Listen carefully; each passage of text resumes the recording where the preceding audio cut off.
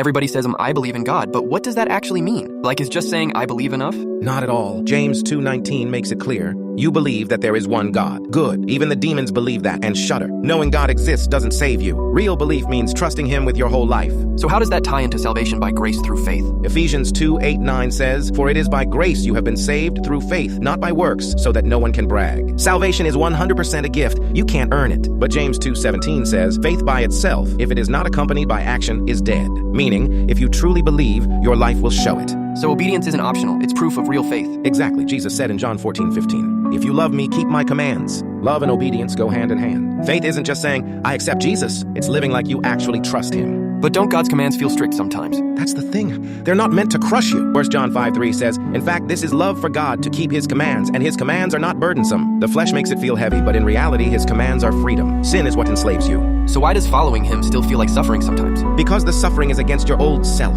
Galatians 5:24 says, "Those who belong to Christ Jesus have crucified the flesh with its passions and desires." That's painful, dying to pride, lust, greed, anger, selfishness. But it exposes how evil our hearts really are without God and shows how much we need his Spirit to change us. So real faith means dying to myself every day? Yep, Luke 9:23. Then he said to them all, "Whoever wants to be my disciple must deny themselves and take up their cross daily and follow me." That's not just words, it's a lifestyle. Believing means surrendering, even when it costs you relationships, comfort, or status. What does that look like in real life? It's practical. Forgiveness. Instead of holding grudges, you forgive like Jesus forgave you. Matthew 6:14-15. Purity. Instead of chasing lust, you honor God with your body. 1 Corinthians 6:18-20. Truth. Instead of lying or gossiping, you speak life and truth. Ephesians 4:29. Generosity. Instead of hoarding money, you give to those in need. 2 Corinthians 9:7. Love. Instead of just not hating, you actively show love even to enemies. Matthew 5:44. That's belief in action. So if I'm not living that out, I can't just say, but I believe? Facts. Jesus said in Matthew 7:21. "Not everyone who says to me, 'Lord, Lord,' will enter the kingdom of heaven, but only the one who does the will of my Father who is in heaven." Belief without obedience is empty.